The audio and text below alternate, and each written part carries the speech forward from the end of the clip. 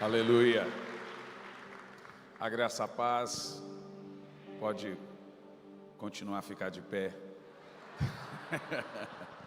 Pode assentar, irmãos. Desculpa a brincadeira, é só um quebra-gelo.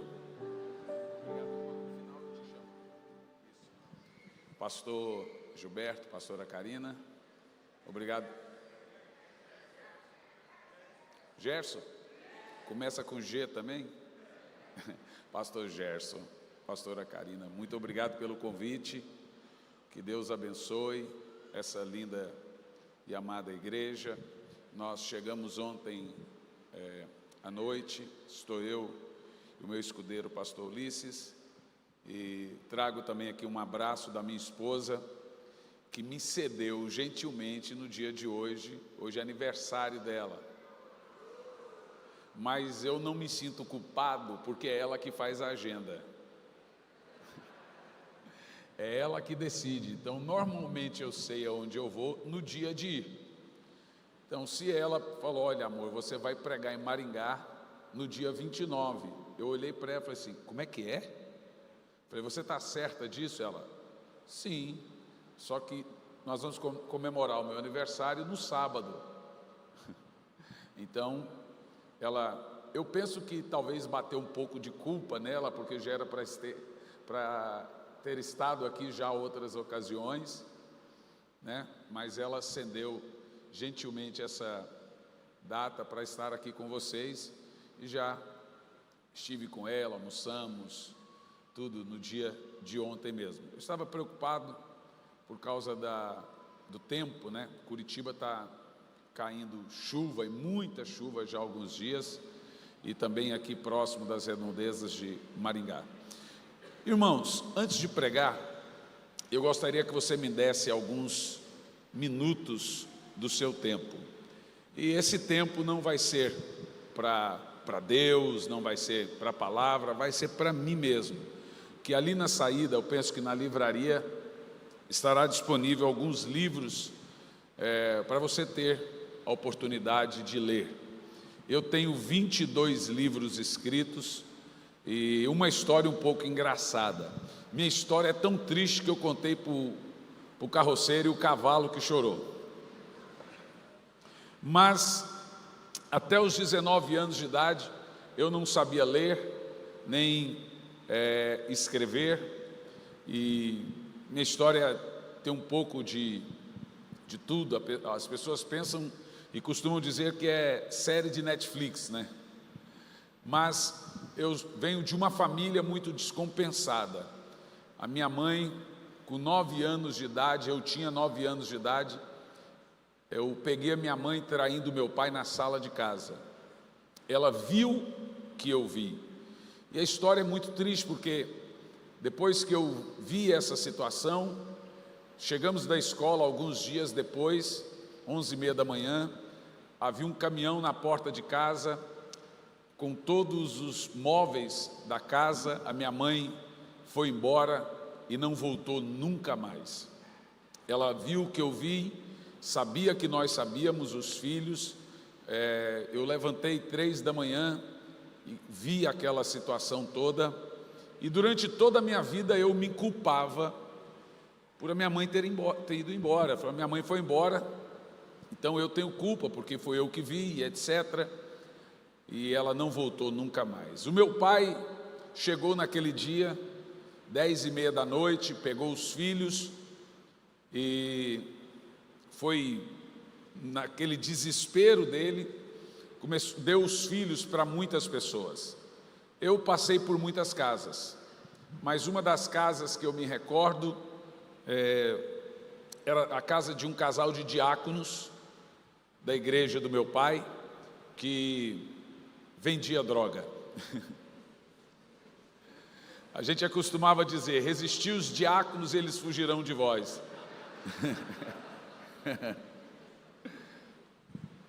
Mas estávamos na casa, eu e meu irmão caçula, fomos dados a esse casal de diáconos que não tinha filhos, e eles colocavam a gente para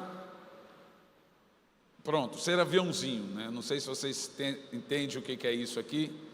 Aviãozinho é a criança ou o adolescente ou o responsável por entregar as drogas. Um dia eu fiquei cansado disso e eu disse para eles: eu não vou mais fazer isso. Nesse dia eu fui duramente espancado, mais de 40 minutos de socos, chutes e outras coisas mais. Eu fugi daquela casa, isso por volta dos 12 anos de idade, e fui para a rodoviária do Gama, no Distrito Federal. O Gama fica a 180 quilômetros de Goiânia, e tudo que eu queria era chegar na casa da minha avó, a única casa como referência que eu tinha, mas ela morava em Goiânia e eu estava no Distrito Federal. Então eu tentava entrar no ônibus e o motorista me tirava. Então eu fiquei ali, morando numa caixa de papelão, pedindo esmola, vendendo água, engraxando sapato, apanhando, batendo, e umas 2, 3 vezes colocaram fogo na caixa de papelão comigo dentro. Isso acontece sempre, vocês sabem. Até que um dia eu consegui entrar no ônibus e me escondi entre o último banco e o motor do ônibus. Não sei se vocês têm noção desses ônibus antigos. E o motorista tinha por costume ir contando os passageiros, era assim que eles me pegavam, mas nesse dia o ônibus tinha passageiros só até mais ou menos a metade, e foi assim que eu cheguei na casa da minha avó. A minha avó, uma crente fiel em Jesus, conhecida como irmã do Coque, líder de círculo de oração, me levava no círculo de oração. A minha vida, na realidade, eu aprendi muito mais com a minha avó do que nas 2 faculdades que eu fiz. Eu aprendi muito mais sobre a cultura da oração com a minha avó, e foi assim que a minha vida foi se seguindo. Com 16 anos de idade, eu cheguei em Curitiba, vim no ônibus, toda a minha bagagem coube numa sacolinha do Carrefour. Então, quando eu cheguei em Curitiba, ouvindo a voz de Deus, e um sonho falou: vai para Curitiba. Eu falei: isso é de comer ou de passar no cabelo? Então eu cheguei em Curitiba com 16 anos de idade, me casei com 20 anos. Como eu te disse, até os 19 eu não sabia ler, não sabia escrever, falava zóis, unhas, ouvidos, orelha, tudo com Z, não tinha nenhuma espécie de conhecimento. Me casei com uma professora que é quase 4 anos, um pouco mais velha do que eu, mas parece ser bem mais nova. E é que a minha estrada foi de chão, eu brinco com ela: estrada de chão, a mola cansa rápido, né? A gente fica um pouco mais cansado em estrada de chão. Mas com 25 anos de idade eu tinha concluído todos os estudos. Na época, no Brasil, tinha esse conceito, tinha um outro nome, hoje é EJA, né? Mas tinha um outro nome. E terminei os estudos. Com 35 eu tinha feito já as 2 faculdades, me tornei professor de uma delas, escritor de 25 livros em 3 idiomas, best-seller em 2 idiomas, 4 desses livros são best-seller em 2 idiomas, são 72 países viajados, pregando o Evangelho. Por isso que eu sou fruto da incrível graça de Deus. E mais do que isso, eu tenho 4 irmãos, também na mesma situação e mesma história. Não vou dizer para você que foi fácil. Por muitas vezes dentro de nós, os irmãos, tivemos que lutar contra a depressão, tivemos que lutar contra a rejeição, tivemos que lutar contra a indisposição das pessoas, o preconceito das pessoas, mas somos 5 irmãos, 5 pastores, nenhum se perdeu.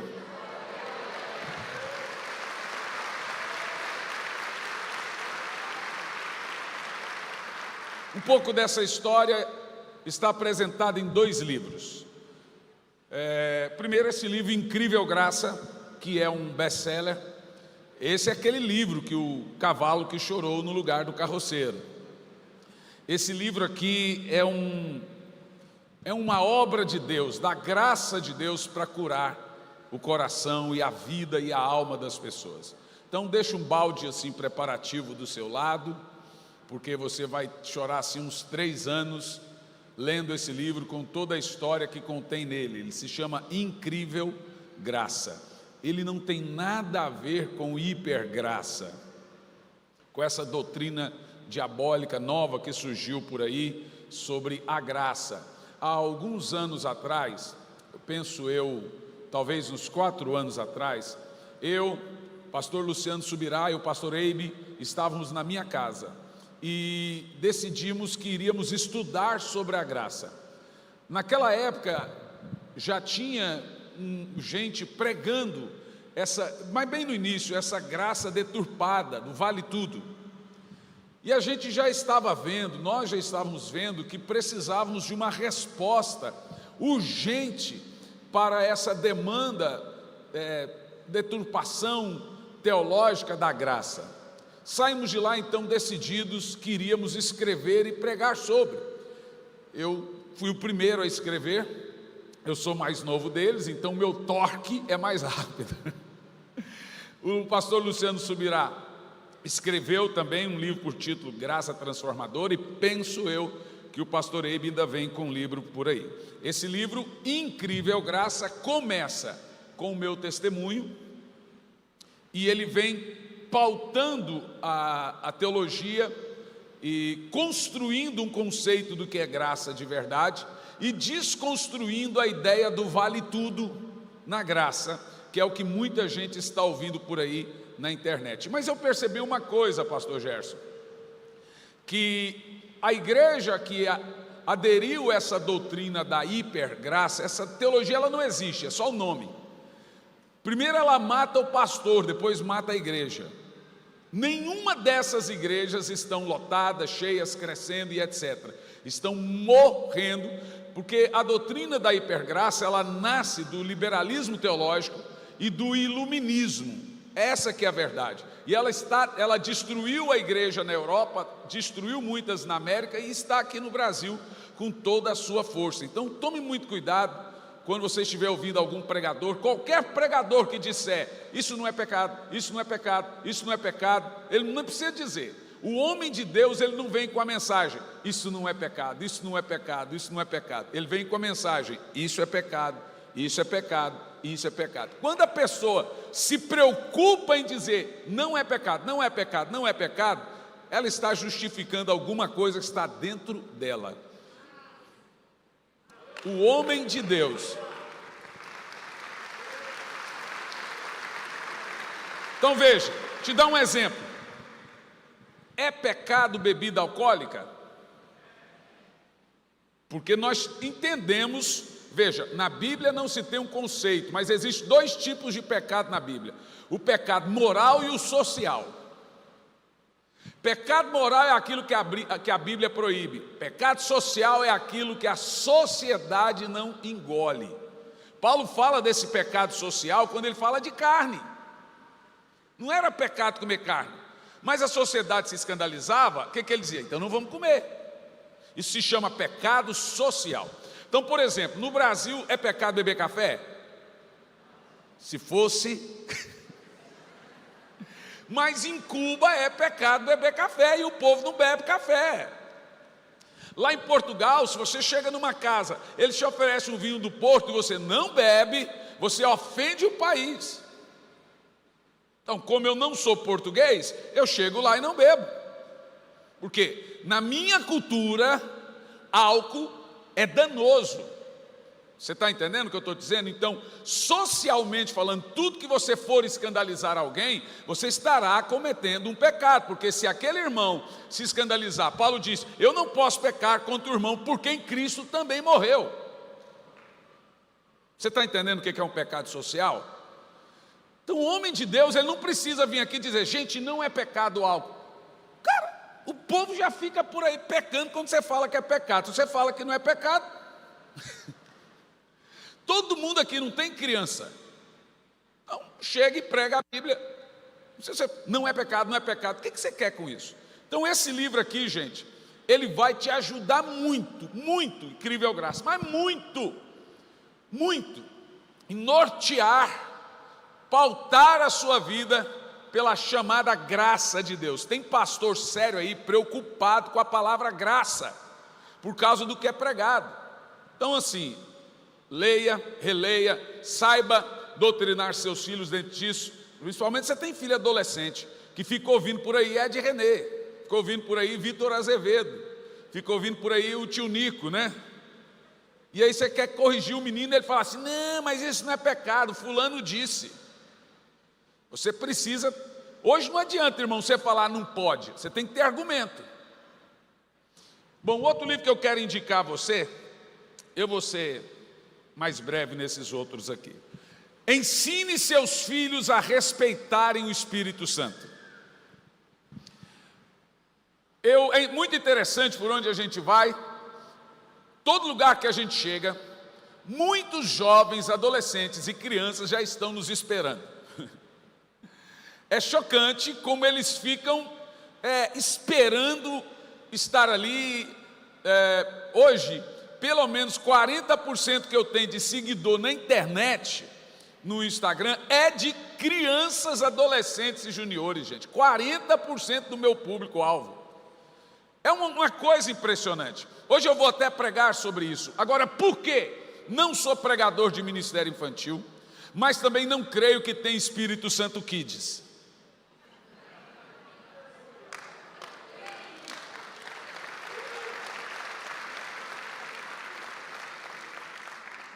Não existe Espírito Santo Teens. O ministério infantil não é para infantilizar teologicamente seu filho, é para igrejá-los mesmo.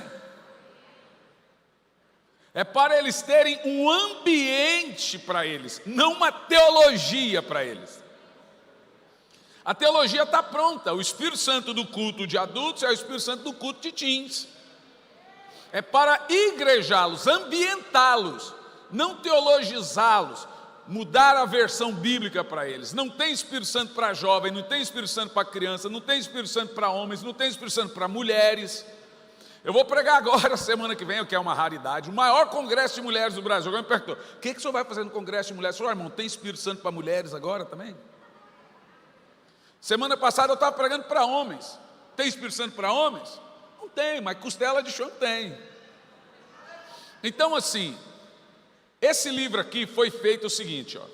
Ensine seus filhos a respeitar o Espírito Santo. Não escrevi esse livro pensando em criança, mas ele se tornou uma coqueluche. São milhares e milhões desse livro já distribuídos.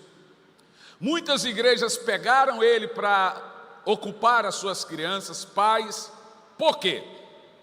Eu fiquei muito tempo perguntando por que ele foi escolhido pelas crianças, adolescentes e pais que leem para os filhos. A única resposta que eu tive olhando o livro é que ele é 100% didática. Ele não tem muito comentário. O livro é um comentário, mas ele é 100% didática. É como pegar um livro de ciências sociais, um livro de geografia, e ele vai para o pá. Ele é muito prático. Então, para criança, todos os livros de criança são didáticos. Para a criança se tornou excelente. Ela lê e entende na hora quem é o Espírito Santo. E eu tenho visto testemunhos de crianças que são batizadas com o Espírito Santo lendo esse livro. Precioso Espírito Santo. Ensine seus filhos a respeitar o Espírito Santo. Se os seus filhos não receberem o Espírito Santo, a Vandinha vai dar outro para eles. Então você escolhe, tá bom? Um livro que eu quero indicar a você é Arrependimento Profundo e Eficaz. Esse livro foi escrito em 2006 com uma história muito poderosa. Como eu te disse, eu venho de uma família descompensada, não tenho um padrão de criação.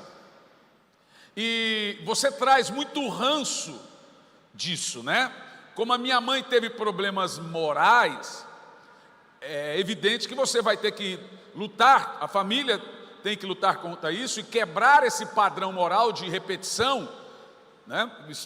Meus irmãos e etc. Com 2006, eu já entrei no casamento com vício de pornografia. Em 2006 eu estava completamente afundado em pornografia, mas já era um evangelista.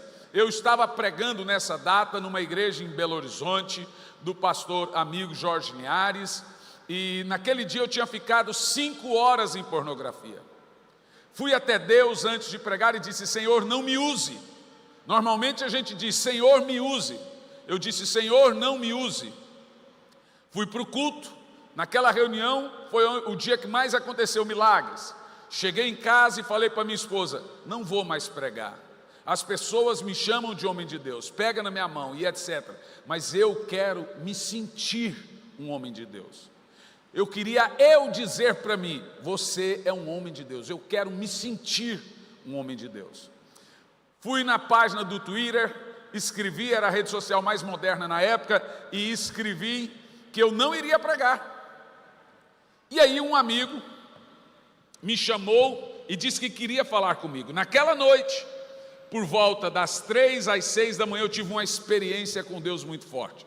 Eu tenho essas experiências com Deus desde então, e a minha vida tem sido pautada, direcionada por essas experiências com Deus, de sonhos, visões e visão aberta, aparecimento mesmo de situações. Todo mundo que tem essa facilidade de ter visão aberta sabe o que eu estou falando. Nessa noite, eu desci para pegar um copo com água em Curitiba, num frio muito grande. Meu filho estava pedindo água, era bem criancinha. Quando eu desci, fui subir a escada, havia um garoto assentado na sala da minha casa. Agora pensa, uma criança sentada na sala da minha casa, 3 da manhã, debaixo de chuva e frio. Só faltou cantar: o Fred vai te pegar. Ó, quem riu entregou a idade, tá? Já sabe do que eu estou falando. Quem não riu, pergunta para quem riu aí o que eu estou falando. Então eu subi a escada, meu filho estava deitado, minha esposa deitada. Aquela criança olhou para minha esposa, meu filho, e disse: se a volta de Jesus fosse hoje, eles iriam e você ficaria. Eu estava diante de um alerta de Deus através de um anjo, não sei se no corpo ou fora do corpo, Deus o sabe. Paulo está querendo dizer: não sei se eu estava acordado ou dormindo. A verdade é que eu fiquei até quase 7 da manhã, chorava de soluçar. Aquilo destruiu o meu conceito do que é pecado e pedir perdão, porque todos nós pensamos que o fato de você pedir perdão de pecados lhe traz perdão de pecados. Não traz. Pedir perdão não traz perdão. Arrependimento traz perdão.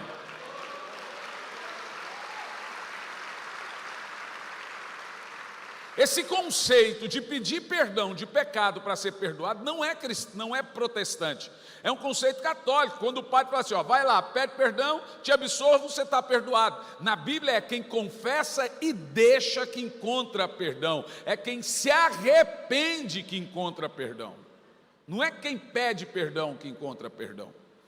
Isso é um conceito bíblico, irmão, teológico, e está aqui nesse livro.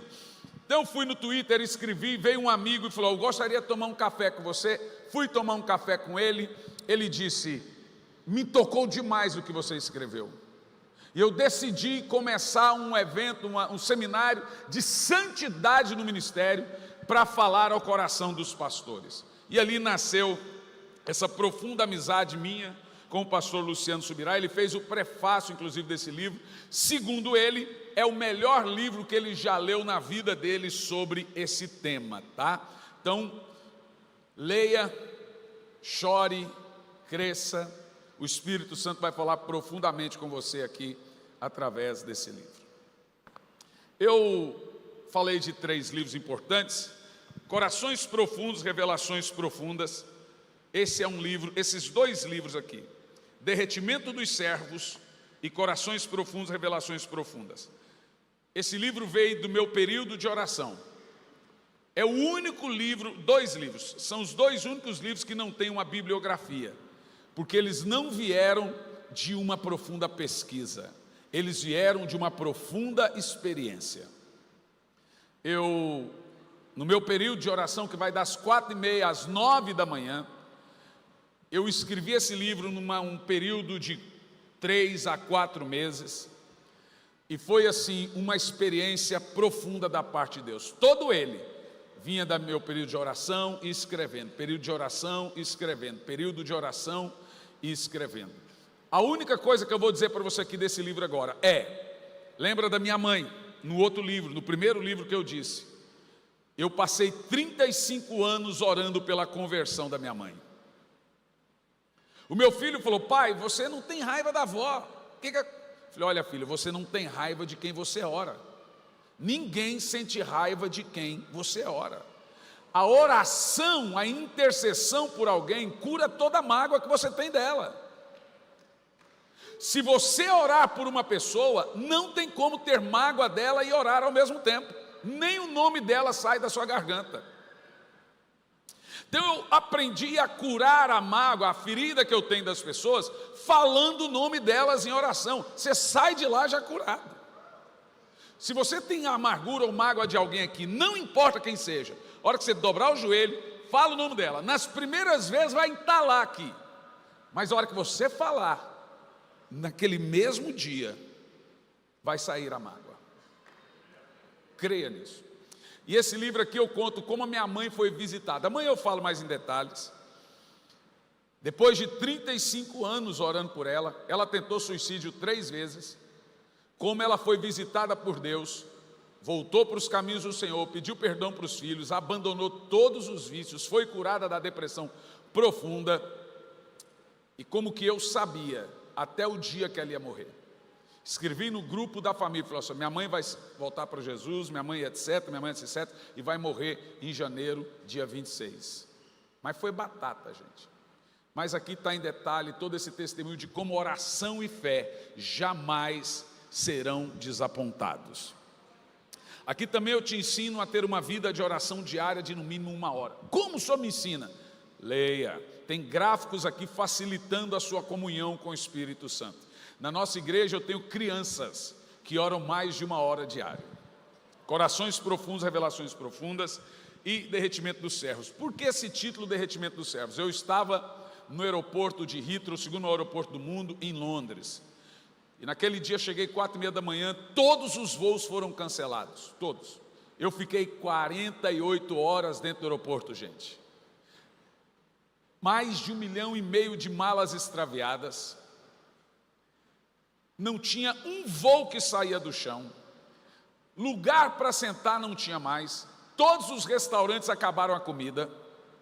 Depois de muitas horas estressado, cansado, veio uma voz do Senhor dizendo: procura um lugar silencioso e vai orar. Falei: como é que é? Aqui? Não tem lugar para sentar? Não vai ter lugar para orar. Não tinha lugar para comer, a fila do banheiro 1h30. Levantei, peguei minha mochila e comecei a andar pelo aeroporto, para lá, para cá. Daqui um pouco eu vi uma porta corta-fogo, saída de emergência. Abri a porta, quando eu abri, aquele monte de gente orando. Falei: mas que coisa. Tirei a minha mantinha, joguei no chão, falei: a minha língua é mais estranha que a deles. Ali tinha árabe, judeu, muçulmano e tudo se imagina. A hora que eu dobrei o joelho, irmão, já comecei. Eles lá, eu, irmão, não deu 3 minutos, fiquei sozinho orando. Falei: Espírito Santo, o que o Senhor traduziu para esse povo? É tipo assim: sai daqui, senão eu mato vocês. Irmão, quando você está debaixo de uma unção do Espírito Santo, é interessante. 3 horas parece 5 minutos. Quando você não está, 5 minutos parece 3 horas. Eu dobrei o joelho e comecei, quando menos eu percebi, já havia se passado mais de 3 horas. Peguei o meu celular e comecei a orar em línguas e escrever. Irmão, eu tenho certeza que o que tem nesse livro é resultado daquela oração. Porque a oração em línguas, nem você sabe o que você ora. Enquanto eu orava em línguas, escrevi, nasceu esse livro, Derretimento dos Servos. É um livro que veio diretamente da sua vida profunda.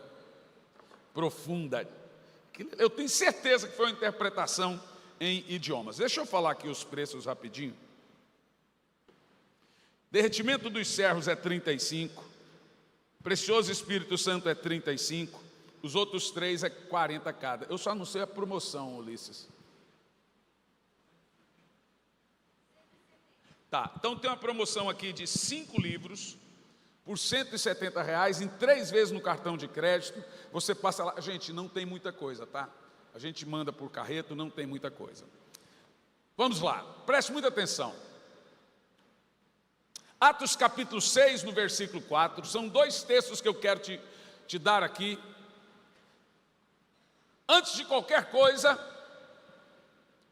há cerca de 4 anos atrás, eu estava orando no meu tempo de oração e entendi que alguma coisa iria mudar no tempo. Talvez, se alguns de vocês me acompanham, vão se lembrar do que eu estou falando. Eu me lembrei que o Espírito Santo chegou a mim e disse: eu vou fazer 3 coisas no mundo nos próximos anos. Alguém aí se lembra? Não entendi? Pandemia, uma guerra e um avivamento. Mas deixa eu te dizer, muitas vezes quando você vai pregar, entenda, de acordo com a Bíblia Sagrada, quase todo pregador é também, em certo sentido, um profeta. A palavra de Deus é uma profecia. E na maioria das vezes, quando a gente está pregando, a gente não percebe que você está liberando uma palavra profética.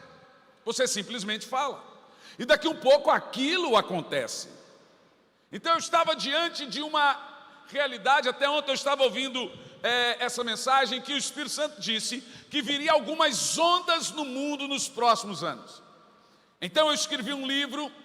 Esse livro foi escrito dentro de um voo indo para Boston, quando o Senhor me disse: escreva isso em 2019.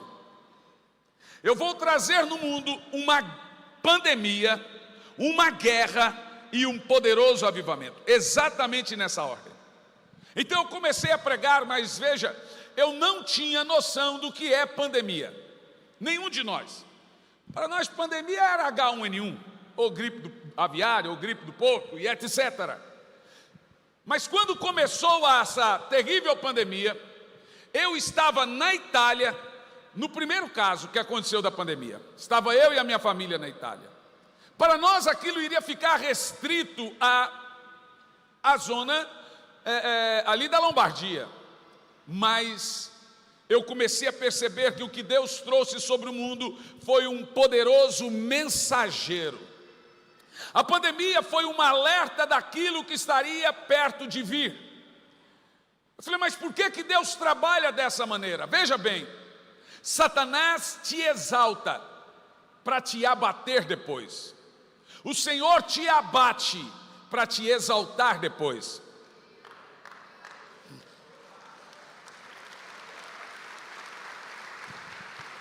O primeiro ponto em que Deus faz, quando Deus estende, presta atenção, está na Bíblia isso, saiba quando alguma coisa muito poderosa de Deus estará prestes a acontecer. É quando Ele começa a abater o mundo ou o seu povo. Por quê? Quando você pega Joel capítulo 2, no versículo 12, o Senhor diz assim: agora mesmo, diz o Senhor, voltem-se para mim de todo o seu coração, e isso com jejuns, lamentos e prantos. E ali na continuidade desse texto, você vê que o que Deus queria era trazer o povo de volta para Ele. E qual é a maneira de Deus trazer o povo de volta para Ele? Primeiro, abatendo esse povo. Segundo, esperando com que esse povo se humilhe. Deus nunca disse que Ele iria humilhar o povo. Não há um texto na Bíblia sequer de Deus dizendo: eu vou humilhar a nação. Mas há muitos textos mostrando Deus esperando você se humilhar. Humilhação é algo que você deve fazer, não é algo que Deus deve fazer. A Bíblia diz: humilhe-se perante o Senhor e Ele vos exaltará. Em 2 Crônicas 7,14 diz: se o meu povo se chama pelo meu nome, se humilhar.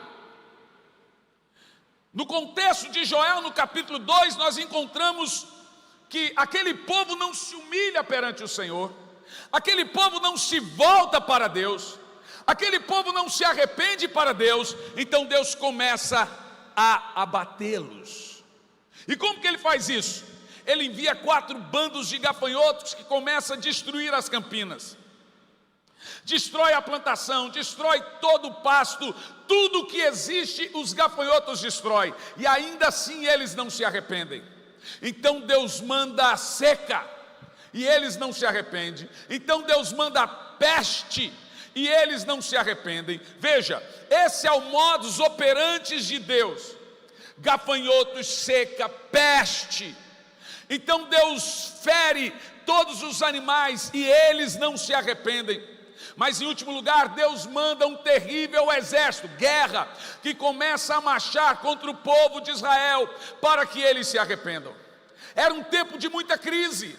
Esse tempo também é falado em Malaquias, esse tempo também é falado em Abacuque, é falado em Amós, é falado em Joel, como estamos referindo. É um tempo falado por quase todos os profetas menores, os 12 profetas menores da Bíblia. A ideia é que Deus tem uma maneira de falar com o seu povo.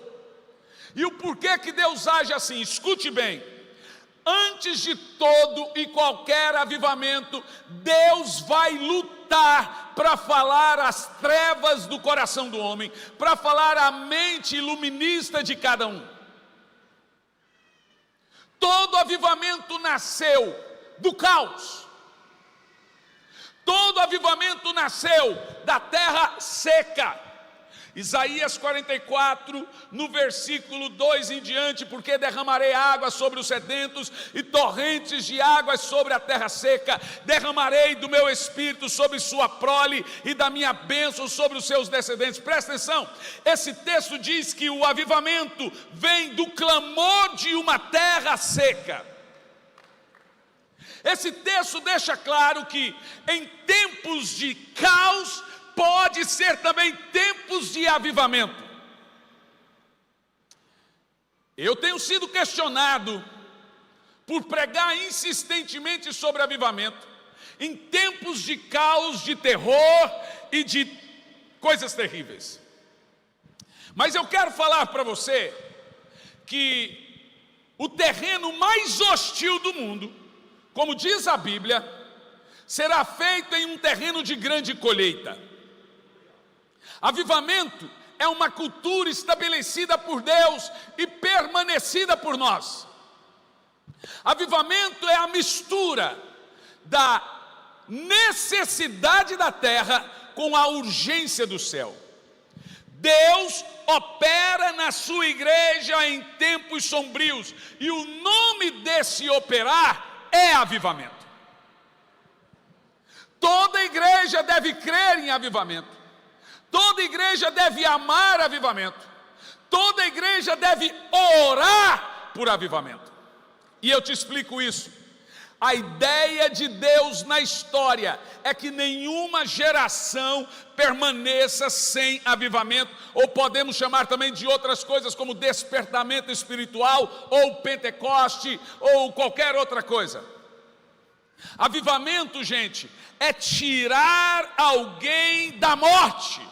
A ideia de Deus é que um corpo está em estado de putrefação, esquecido, e Deus agora vai ressuscitá-lo.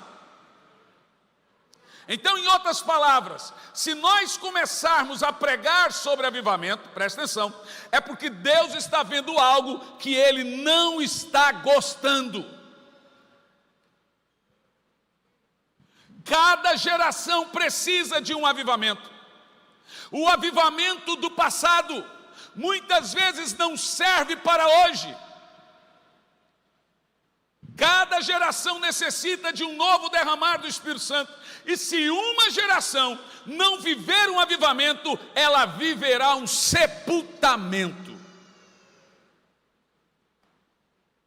Toda igreja, de quando em quando, ela precisa ser sacudida com uma renovação espiritual, com um despertamento espiritual e com um avivamento.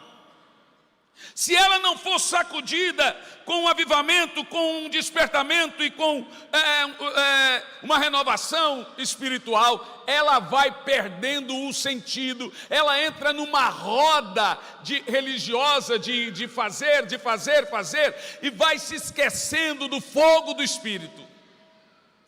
Haja vista a Europa, que já tem quase 3 séculos sem viver qualquer avivamento. Se você vai na Europa, 80% das cidades europeias não tem um crente. Não estou dizendo uma igreja, estou dizendo que não tem um crente. Berços de grandes avivamentos, berços de grandes manifestações do Espírito Santo. Lá tem igrejas enormes e uma placa na porta dizendo Dead Church, igreja morta. E por que eles colocam essas placas? Eles estão se oferecendo para compra ou aluguel. Para quem? Templos budistas, mesquitas, templos hindus, lugares de restaurantes. Então todo mundo sabe que ali é um dead church. Ou então eles derrubam aquele patrimônio, que não é igual aqui no Brasil, que não pode mexer em patrimônio público. Lá derruba o patrimônio e levanta um prédio. É triste. Por que isso aconteceu? Porque eles entraram num ciclo religioso e esqueceram dos fundamentos da busca intensa por avivamento. Qualquer igreja, por maior que seja, de quando em quando ela precisa ser renovada espiritualmente. Ela precisa fazer como a águia, subir, arrancar as penas, quebrar o bico, quebrar as unhas e se renovar. Se ela não fizer isso, ela para. A coisa mais importante em uma igreja é a sua vida espiritual. Nada é tão importante do que ver uma criança batizada com o Espírito Santo, do que ver uma criança receber o Espírito Santo enquanto dorme, do que ver um não crente ser batizado com o Espírito Santo. Te dá uma dica. Eu tenho pregado aí no Brasil, gente. É triste. E pergunto, quem aqui é batizado com o Espírito Santo? Levanta a mão. 70% não é batizado com o Espírito Santo. Igrejas históricas. E aí eu pergunto, por quê? Eu sou de uma época que as pessoas saíam da água no batismo e já saíam batizadas com o Espírito Santo. Eu sou de uma época que eles iam para retiros ou monte e dizia, tantos foram batizados com o Espírito Santo. E que se tivesse alguém na igreja não batizado com o Espírito Santo, ele ficava ali sendo cercado pelos que eram. Ainda você não é, irmão? Ainda você não é, irmão? Ainda você não é, irmão? Então você vai ser, irmão. Vamos ser quem? É hoje. Não tinha jeito, o cara era batizado com o Espírito Santo na marra. Eu sou de uma época que iam para a igreja com um lenço e a Bíblia na mão, porque ninguém saía de lá com olhos secos, com olhos molhados. Hoje você vai na igreja, termina o culto, o cara já fala, viu? Meu time ganhou do seu. Ou seja, ninguém sai refletindo na fala de Deus, que vai falar com ele. As pessoas ficavam a semana toda ruminando. É esse fervor. Eu sou de uma época que as reuniões de oração eram enormes. Eu sou de uma época que as igrejas tinham suas campanhas de jejum. Hoje entraram numa roda. Eu estou aqui para dizer a você o que está escrito em Joel 2:12. Voltem-se para mim. Não está falando para vocês que é desviado voltando, ele diz, volta para o jejum, para o clamor, para o lamento, para a vida de adoração. Voltem-se para mim. Quando eu prego sobre avivamento, eu deixo muito claro que eu estou falando de uma cultura permanente que uma igreja tem. E essa cultura é estrelada por muitas coisas. Sabe, irmãos, eu tenho 43 anos de idade, uma filha de 8 e um filho de 20 que vai casar agora e é também pastor. Viajava comigo, mas agora ele está com a agenda dele também, viaja o Brasil todo. Nasci num lar evangélico. Nunca fui ex-nada na minha vida. Nunca me desviei. Nunca pus coisas terríveis na boca, álcool, droga. Nunca usei droga forte. Nunca torci para o Corinthians. Pense bem. Essa é uma droga pesada. Os irmãos corintianos, me perdoe, é só uma brincadeira. Meus irmãos são todos corintianos. Mas só eu tenho visão mundial. Agora veja. Desde quando o Senhor me colocou esse encargo para pregar sobre avivamento, são 4 anos pregando a mensagem. Tem hora que você cansa. Como um rapaz me perguntou, só não cansa pregar arrependimento? Falei, você não cansa de pecar? Quando você deixar de pecar, eu deixo de pregar. Outro falou assim, mas só não cansa pregar avivamento? Falei assim, enquanto eu não ver o avivamento do jeito que o Espírito Santo quer, eu não vou parar.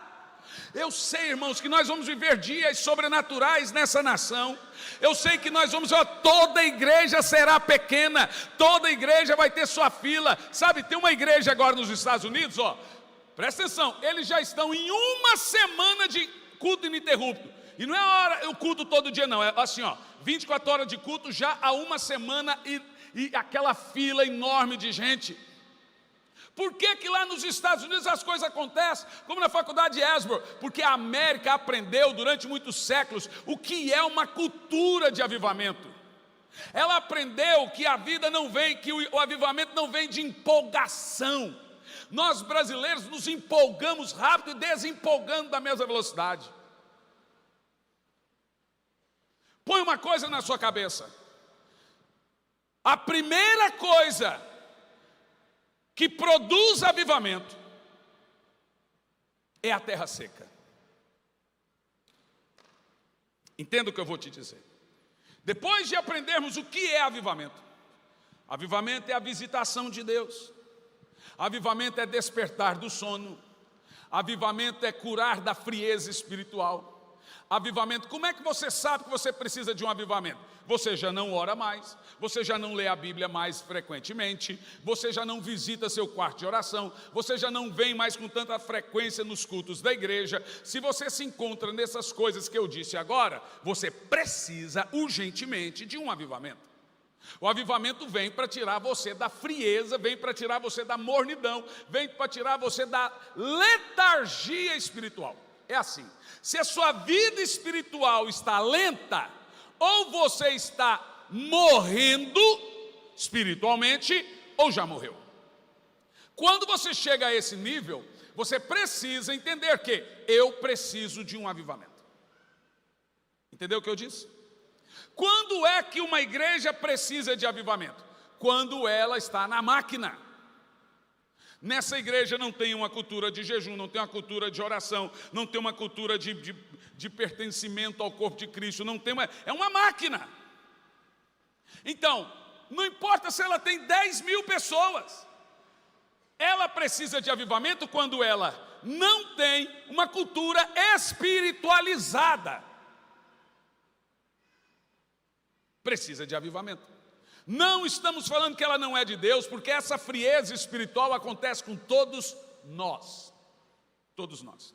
Estou dizendo que o avivamento, ele é uma arma poderosa de Deus para despertar sua igreja coletivamente e seu povo individualmente do sono. Fazê-los acordar para a realidade das visitações do Espírito Santo.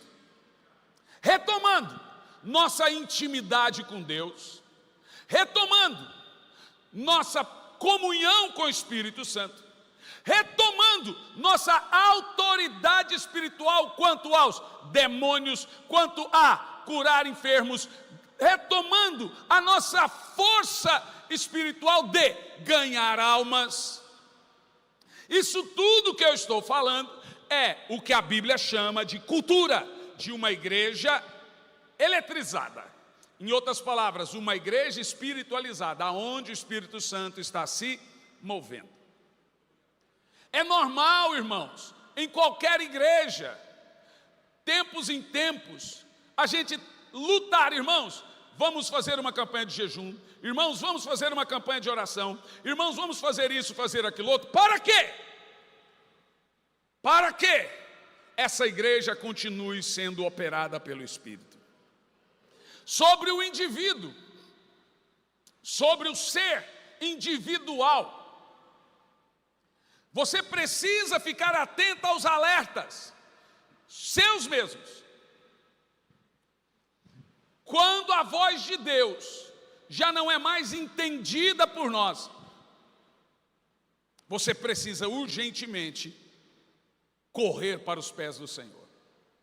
Quando você não tem uma vida de oração diária, escute, diária, você precisa urgentemente clamar por um despertamento espiritual, de uma renovação espiritual. Quando a sua Bíblia não vem mais para as suas mãos em casa, você precisa urgentemente despertar para uma renovação espiritual.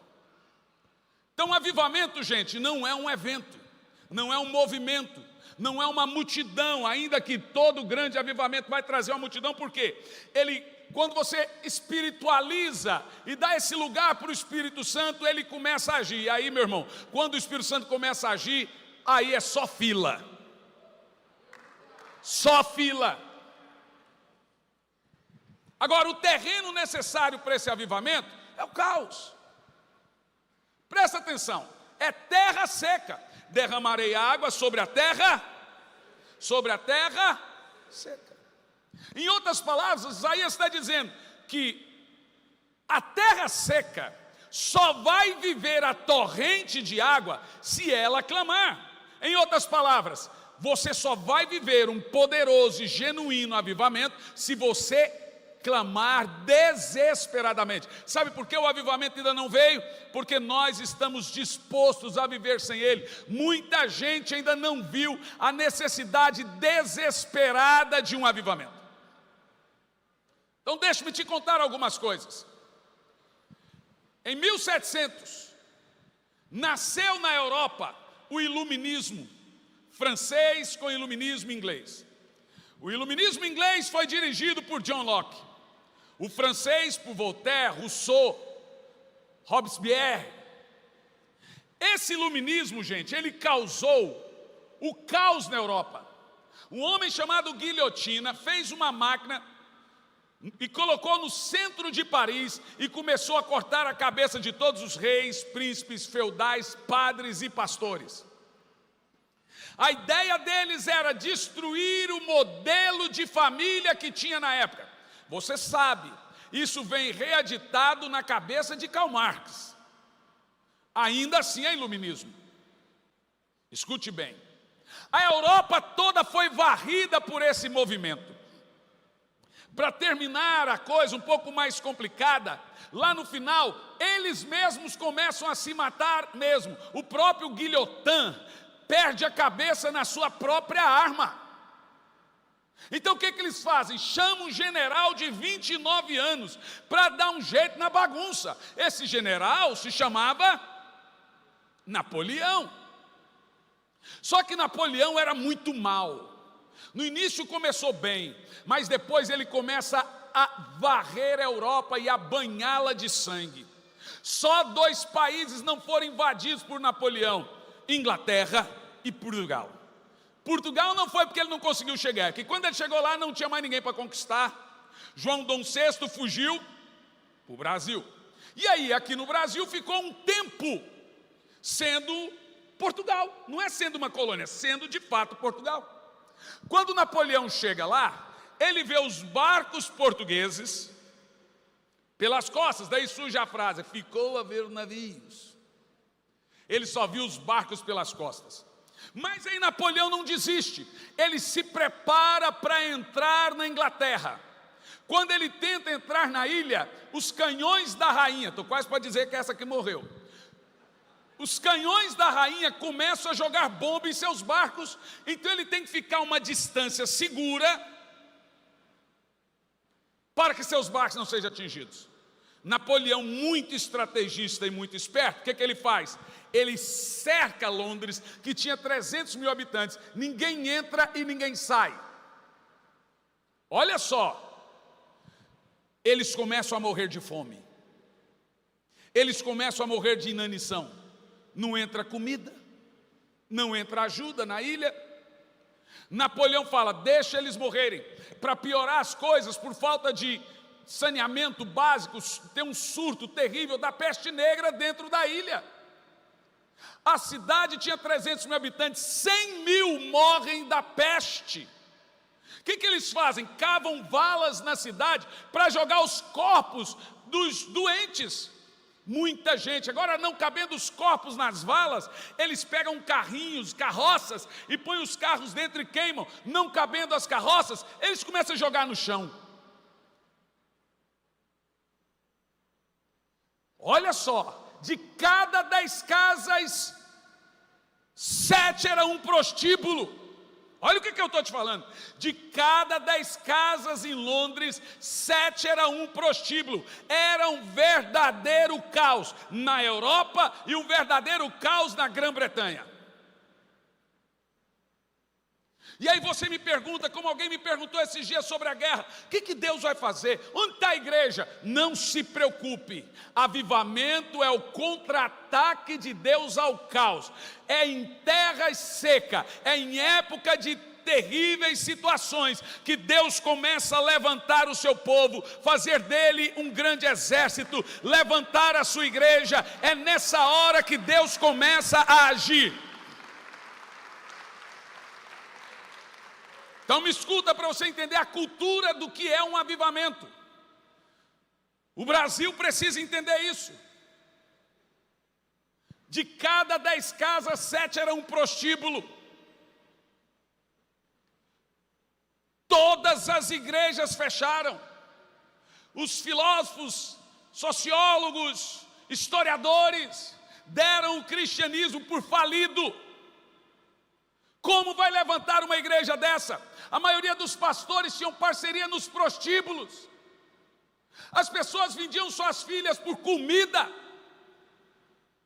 por água. Os homens viviam a se embriagar. A cidade estava destruída. Havia igrejas anglicanas e presbiterianas, todas fecharam as portas.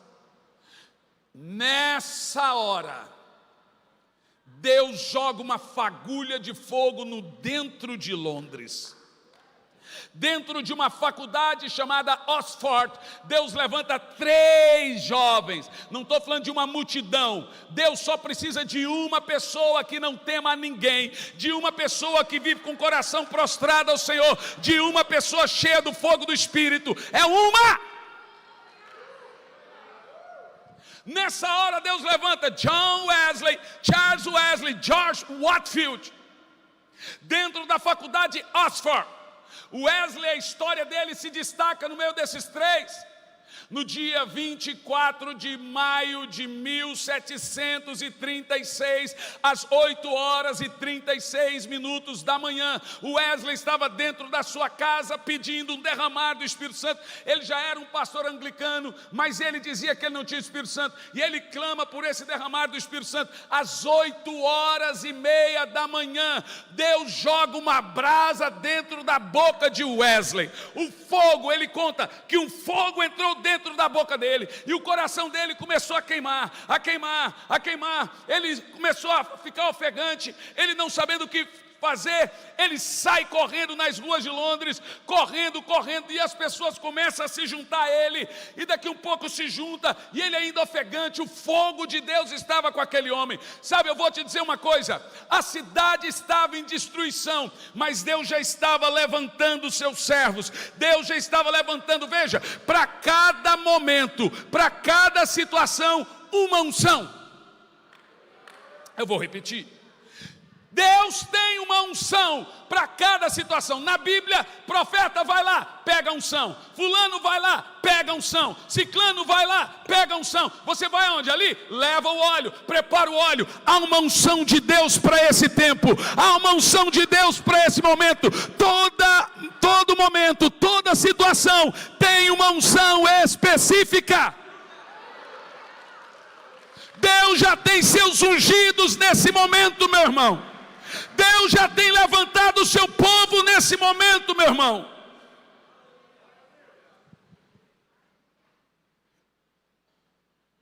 Wesley acaba de ser ungido. George Whitefield perguntou a Wesley: por que as multidões vão atrás de você? Ele respondeu: eu me coloco em chamas e o povo vem para me ver queimar. Mas escuta, Wesley tentou isso anos atrás e não conseguiu. Foi um fracasso na Geórgia. Qual a diferença? É que quando ele volta para a Inglaterra, ele encontra um grupo de irmãos chamado Morávios, cheios do Espírito Santo.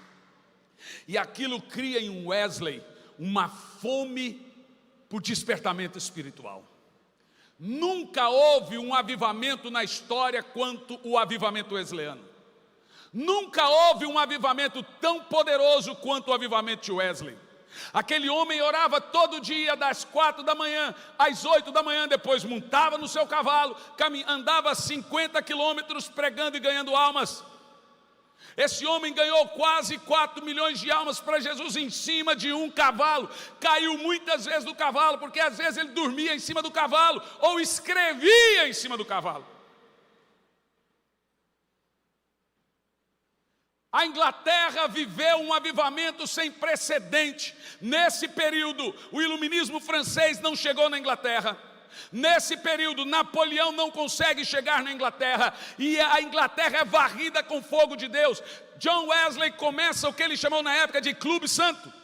Era casas de oração, gente orando por avivamento. Sabe quantos clubes santos ele tinha? 8.000. Como é que não vai vir um avivamento numa cidade destruída com 8.000 casas orando?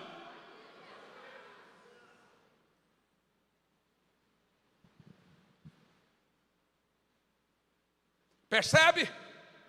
As pessoas iam para assistir Wesley pulando por cima dos corpos de quem era morto com a peste.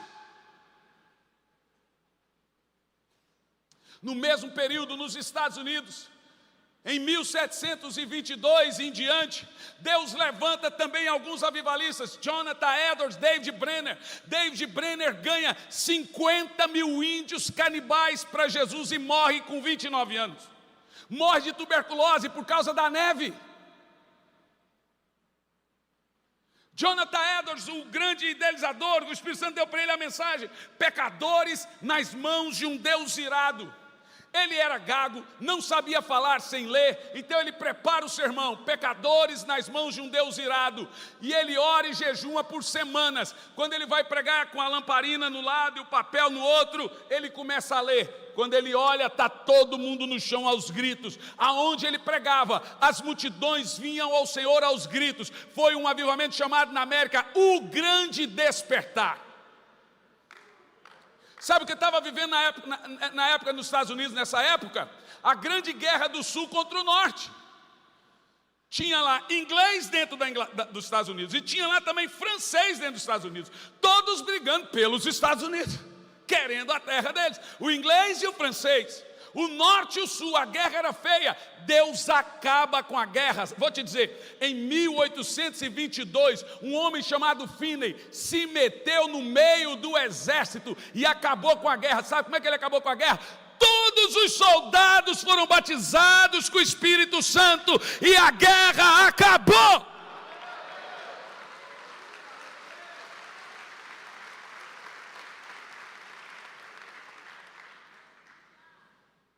Há uma promessa de Deus para nós. Tem um negócio soprando nos ares do Brasil.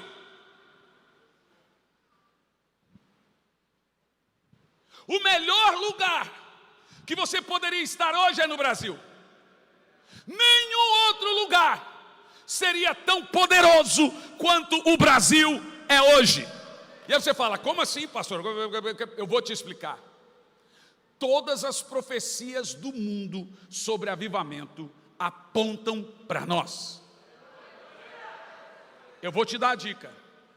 Todas as profecias profetas americanos, profetas asiáticos, profetas africanos, todos apontam para nós.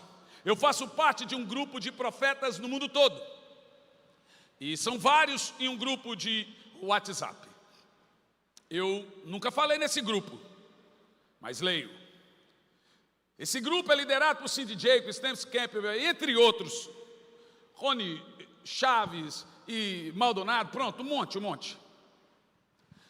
Toda semana eles se reúnem para orar por avivamento. Na última vez, me deixou impactado. Eles têm uma mania de interpretar a voz de Deus, uma coisa interessante, olha como que é.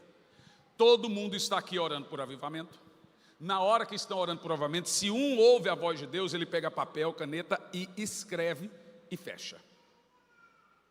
Se foi Deus mesmo que falou, será confirmado por 2 ou 3 pessoas. Então esses outros também vão pegar papel e caneta e escrever e fechar. E quando abrir, tem que estar falando a mesma coisa, sem se ver.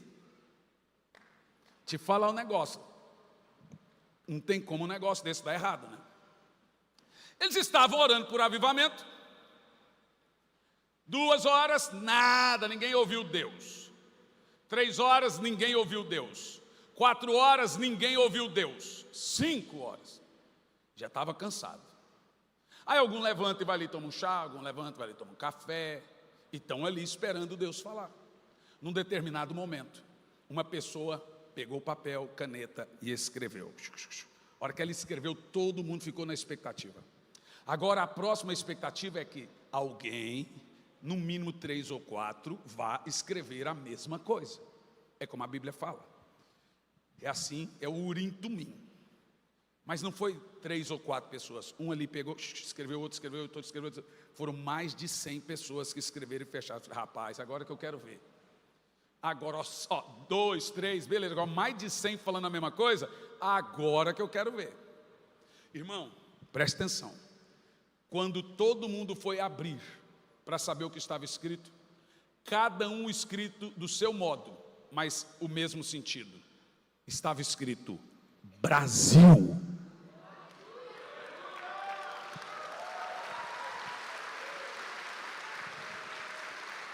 Presta atenção. Todos os pastores que eu sentei com alguns pastores recentemente americanos. Falei, por que vocês vieram para o Brasil? Estão vindo morar no Brasil, pastor.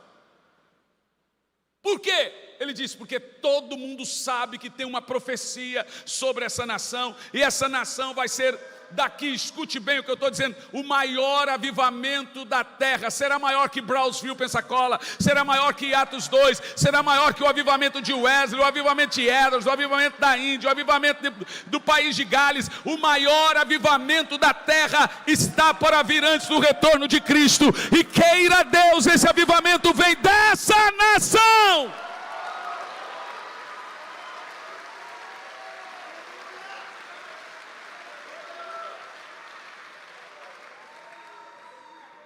Eu amo a empolgação do brasileiro, ele é vibrante, mas uma coisa que vai nos diferenciar, essa vibração, essa empolgação que nós temos, misturado a continuação, continuidade, permanência. Eu quero que você ame avivamento. Eu quero que você queira a cultura de avivamento. Eu quero que você queira ganhar essa cidade. Eu quero que você queira ganhar a sua família. Eu creio nisso. Tem alguém comigo aqui ou não?